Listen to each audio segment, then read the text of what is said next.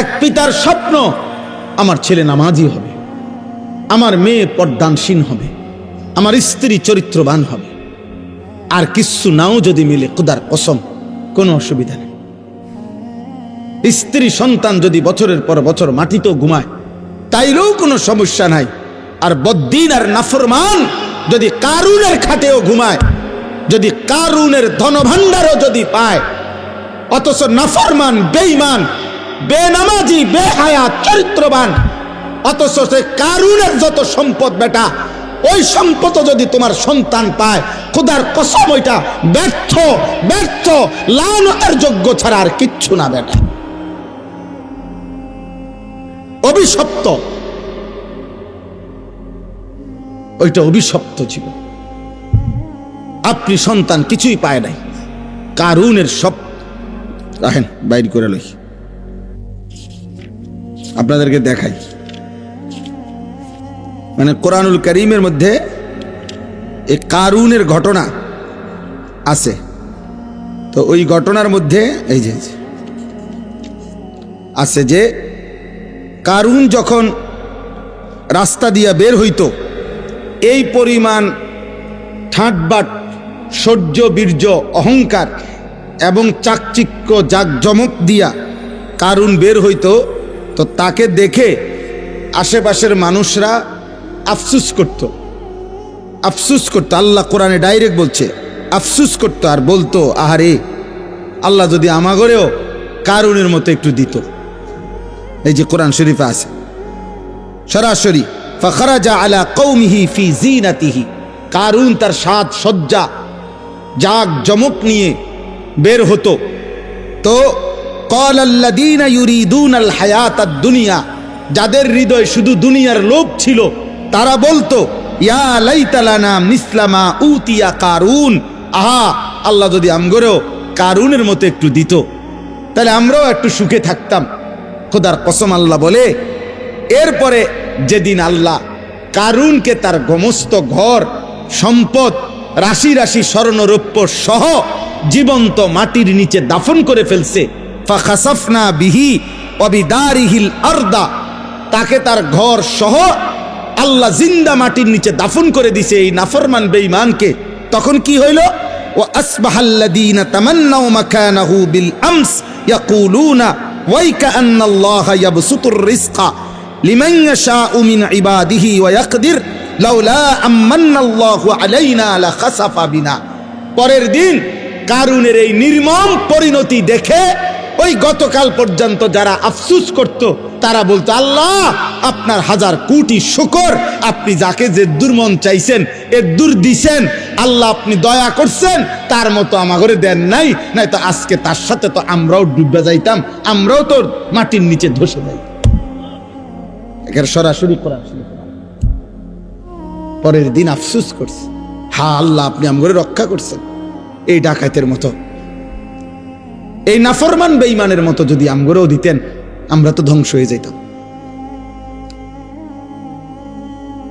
এই জন্য বাবা, যে বাচ্চাগুলো আল্লাহর কোরআনের হাফেজ হইল, যাদের মাথায় পাগড়ি দেওয়া হলো, হাসরের দিন আপনি তাদেরকে দেখবেন, ওরাও আপনাকে দেখবে। আর ছেলেরা, তোমরা যারা এই মহল্লার ছেলে, অথবা তারা যেই মহল্লার, তোমরা যারা এই তার মহল্লার পাশাপাশি, তোমরাও তাকে দেখবা, তারাও তোমাদেরকে দেখবে। একটা গুরুত্বপূর্ণ কথা মনে রাখবেন, কোরআনুল কারীমের মধ্যে আছে, ফাইন্নামা হিয়া জাজরাতুন ওয়াহিদাতুন ফাইদা হুম ইয়ানজুরুন। আল্লাহ তাআলা বলেন, হাসরের মাঠটা কি? আল্লাহ বলেন, ইসরাফিলের একটা ফু। ইসরাফিল একটা ফু দিবে দ্বিতীয়বারের মতো, আর কবরের সব কিছু উপরে উঠে আসবে, আর হাসরের ময়দান হবে, আর প্রত্যেকে তাদের পরিচিত জনকে একে অপরে তাকাইতে থাকবে।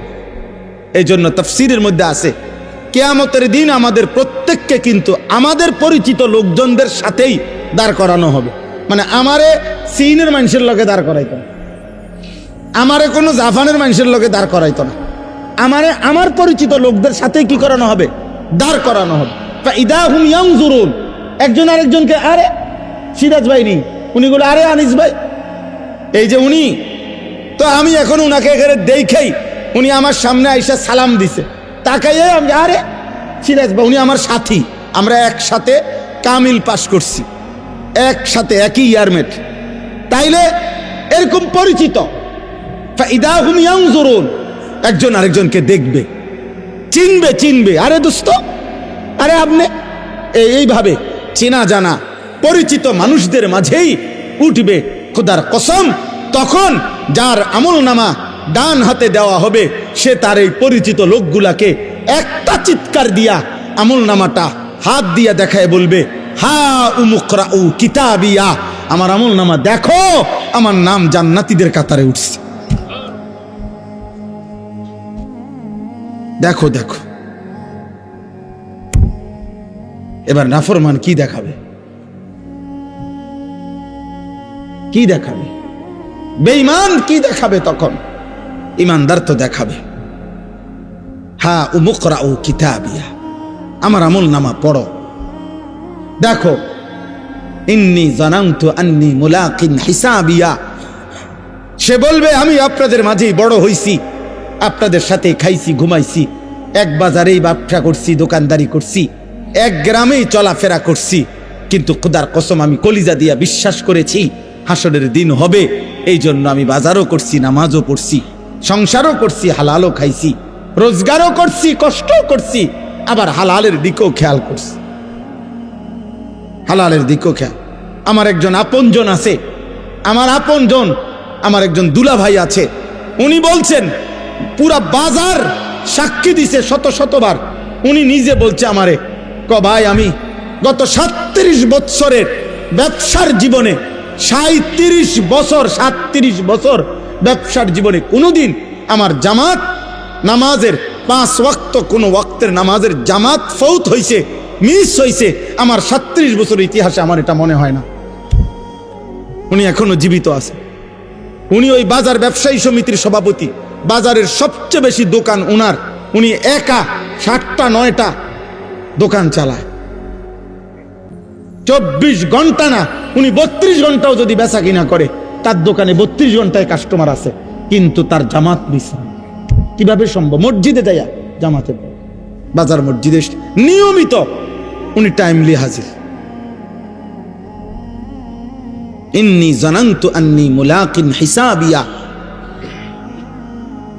এজন্য ইমানদার বলবে, আমি জানতাম আখিরাত হবে, আমি জানতাম হিসাবের দিন হবে, এই জন্য আমি দুনিয়াও করেছি, আখিরাতও করেছি। আজকে তোমরা এখানে, আমি আর দেরি করছি না, অনেক রাত তোমাদের কাছে অনুরোধ করছি, প্রিয় ছেলেরা, বাবারা, আপনারাও পর্দার আড়ালের মা বোন, আল্লাহ তাআলা আমাদেরকে ঈমান দান করছেন, আল্লাহ আমাদেরকে কালিমা দান করেছেন, আমরা বলতে পারছি যে লা ইলাহা ইল্লাল্লাহ। আমি দিনাজপুর 2024 সালে এই 5ই আগস্ট যখন আপনার হাসিনা পলায়ন করে, দেশ যখন উত্তাল, তখন আমি দিনাজপুর ছিলাম তাবলিগের চিল্লায়। তখন আমি ওইখানে একটা ফ্যামিলির 2 ভাই, তারা হিন্দু 2 ভাই, তারা কালেমা পড়ে মুসলমান হয়েছিল আগে, তো তারা 2 ভাই আমাদের কাছে আইসা বলছিল, হুজুর আমাদের আব্বার বয়স 72 বছর, আমাদের আব্বারে যদি আপনারা একটু, আমারও বলছি হুজুর আপনি সহ একটু আসলে আব্বারে যদি একটাবার একটু বলতেন, কালিমার দাওয়াত দিতেন, আমরা তো দুনো ভাই কালেমা পড়ছি, আব্বারে যদি একটু বুঝাইতেন। আমার মনে আছে আমি উনার কথা মতো উনাগো ভাইদের, আমরা 3 জন আলেম প্রায় 2.5 ঘন্টা ওনার সাথে কথা বলছি। ওই 72 বছর বয়স্ক হিন্দু লোকটা, ওই চাচারে বলছি, উনি বলতেছে, কয় যে সৃষ্টিকর্তা যে একজন, আমি এটা মানি, প্রতিমা পূজা যে ঠিক না এটাও আমি মানি, এইভাবে বলছে আমারে। আমি বললাম, চাচা দরজা বন্ধ, জানালা বন্ধ, আমি একলা, আমরা 3 জন মাত্র আলেম, হুজুর পৃথিবীর কাউকে কোনোদিন বলবো না, আপনি শুধু একবারের জন্য, এই কথাটাই আমাদেরও কথা। ঈশ্বর একজন, আপনি বলতেছেন প্রতিমা পূজা ঠিক না, আপনি বলছেন, কথা তো ঠিকই আছে, আগে এলাইছেন, এই তো কথা, আপনি শুধু আমাদের কালেমার আরবিটা কোন, লা ইলাহা ইল্লাল্লাহ মুহাম্মাদুর রাসূলুল্লাহ, এই কথাটা কোন চাচা। ওনারে আমরা 3 জন কাঁদছি, এ কোরআন হাতে বললাম, কিন্তু উনি বলতেছেন আমি এটা কইতাম না। 2.5 ঘন্টা পর্যন্ত কাঁদছি। তখন আমি আইসা আমার সাথীদের কাছে বলছিলাম যে দোস্ত, আল্লাহ যারে কালেমা বলায় নাই 72 বছর পরেও তার মুখ দিয়ে তার মালিকের নাম একবারও উচ্চারণ হয় নাই। তোমরা জানো না আব্বা, আল্লাহ তাআলা আমাদেরকে কত বড় নিয়ামত দিছিলেন, কত বড় নিয়ামত দিছিলেন। আল্লাহ যাকে ঈমান দেয় না, আল্লাহ যাকে কালেমা দেয় না, আল্লাহ যদি ফয়সালা নেয় ঈমান দিবে না, আল্লাহ যদি ফয়সালা নেয় কালেমা দেবে না, তো খুদার কসম নবী সাল্লাল্লাহু আলাইহি সাল্লাম আল্লাহর মাহবুব, আল্লাহর হাবিব, আল্লাহর কলজার টুকরা নবী, আল্লাহর মাহবুব যিনি, গোটা জগৎ আল্লাহ যেই বন্ধুর জন্য সাজাইছেন, এত মায়া এত ভালোবাসা যেই বন্ধুর জন্য, সেই নবী সাল্লাল্লাহু আলাইহি সাল্লামও 1000 বার 1,00,000 বার চোখের পানি ফেলাইছে, 2 হাত তুলছে। কোরআনে বুখারী শরীফের রিওয়ায়াত, নবীজি উনার চাচা আবু তালেবের জন্য 2 হাত তুলছে, লা আস্তাগফিরান্না লাকা মা লাম উনহা আনকা, বুখারীর ইবারত। উনি বলছে নবীজি, আল্লাহ আমারে নিষেধ না করা পর্যন্ত চাচা আপনার জন্য আমি আল্লাহর কাছে ক্ষমা প্রার্থনা করব। নবীজি চাচারে বলছে মনো 1000 বার, ইয়া আম কুল লা ইলাহা ইল্লাল্লাহ কালিমাতান আশহাদু লাকা বিহা ইনদাল্লাহ। একবার চাচা লা ইলাহা ইল্লাল্লাহ বলেন, আমি আপনার জন্য হাসরের ময়দানে সাক্ষী দেব। চাচা একবার বলেন, একবার বলেন, একবার বলেন, একবার বলেন। কাঁদতেছিলেন। কোন কিতাবের মধ্যে আছে শেষ পর্যন্ত নবীজি এটা পর্যন্ত বলছে, চাচা আপনি ঠিক আছে বইলেন না, আমি বলি, আপনি শুধু ঠোঁটটা নাড়েন, আমার লগে শুধু ঠোঁট নাড়েন, আমি আপনার জন্য সাক্ষী দেব। আল্লাহ তাআলা বলছে, মা কানা লিন নাবিয়্যি ওয়াল্লাযীনা আমানু আন ইস্তাগফিরু লিল মুশরিকিন ওয়ালাউ কানু উলি কুরবা। কোরআনের আয়াত, সূরা তাওবার আয়াত। আল্লাহ আয়াত নাজিল করে বলছে, বন্ধু সাবধান, হাত নামান, নামান, হাত নামান, হাত নামান। কোন নবী এবং ইমানদার কারো জন্য অনুমতি নাই মুশরিক বেঈমানের জন্য আমি আল্লাহর কাছে ক্ষমা প্রার্থনা করার অনুমতি নাই। আমি ঈমান দেব না বলছি, দেব না যে দেবই না। আপনি হাবিব, আপনি মাহবুব, সব ঠিক আছে, কিন্তু আপনি বললেও দেব না। যারে দেব না তারে দেবই না। তোমরা বাবা মনে করছো বিড়ি খাইতে খাইতে জীবন শেষ, সিগারেট টানতে টানতে জীবন শেষ, মোবাইলের নর্তকী দেখতে দেখতে জীবন শেষ। নাফরমান বেটা, চুল একটা ঠিক করতে করতে বেটা ছাগল, তোর মতো ছাগল বেটা, তোরে বেঈমানে একটা চুলের ফ্যাশনের মধ্যে নিয়া তোরে তার দলে নিয়ে গেছে গা। তোরে বেটা একটা কয়টা উলঙ্গ নারী, মোবাইলের কয়টা ধরতেও পারো না, সুইতাও পারো না, শুধু সাইয়া তাকো ব্যয় কইরা। এই কয়টা নর্তকী দেখাইয়া তোর ঈমান নিয়ে গেল, তোর আখিরাত নিয়ে গেল, তোর কপালের সেজদা নিয়ে গেল, তোর আল্লাহ নিয়ে গেল, তোর রাসূল নিয়ে গেল। থু তো মারি তোর কপালে, থু তোর কপালে, থু তোর কপালে, থু। বেনামাজি তোর কপালে থু তো মারি, থু তোর কপালে। ছি ছি ছি ছি, কি দেখাইয়া তোরে নিয়ে গেল বেটা? সারাদিন তোরে কি দেখাইলো? মোবাইলের কয়টা নর্তকী, এগুলার জাত আছে না বংশ আছে? এগুলার মধ্যে কোনো সতীত্ব আছে না, ইজ্জত আছে না, সম্মান আছে? মোবাইলের নর্তকীর কাছে কিছু আছে? তো ওই কি দেখলো এটা? আর এটা কি নারী? এটা তো নারী না, এটা তো নারীর ছবিও না, ছবির ছায়া। এটা তো ছায়া ছবি। তো তুমি কি দেখে শরীরটা শেষ করলে? ওই যে দেখেন, ওই আর এক অপদার্থ দেখেন, এই মোবাইল এটা ধরে গেছে, দেখছেন? রাত 12টা বাজে, বিবেকের কোনো অনুভূতি নাই। হ্যাঁ, মনে করছে জীবন মানে মোবাইল, এটাই ভাবে। মনে করছে জীবন মানে চুল ফিরাইতাছি, কেউ মাতে না, আমারে যে সুন্দর লাগে, বুঝেন না? খাড়াইয়া মুতি, যে সুন্দর লাগে আমারে, যেন দিয়ে মুতে ধরে হেন দিয়ে মুতালায়। এটা কি রাস্তার পাশে হেন দিয়ে গাড়ি যায়, সিএনজি যায়, মানুষ যায়, বেডইট যায়, বেডিট যায়, কি মনে করে? আরে কি মনে করবো কি তা? আবার মনে করার কি আছে? মানুষ হইলে না ভাবতো, ইনসান হইলে না ভাবতো। তুমি একজনকে বলি নাই আব্বা, আল্লাহ তোমাকেও মাফ করে দেন।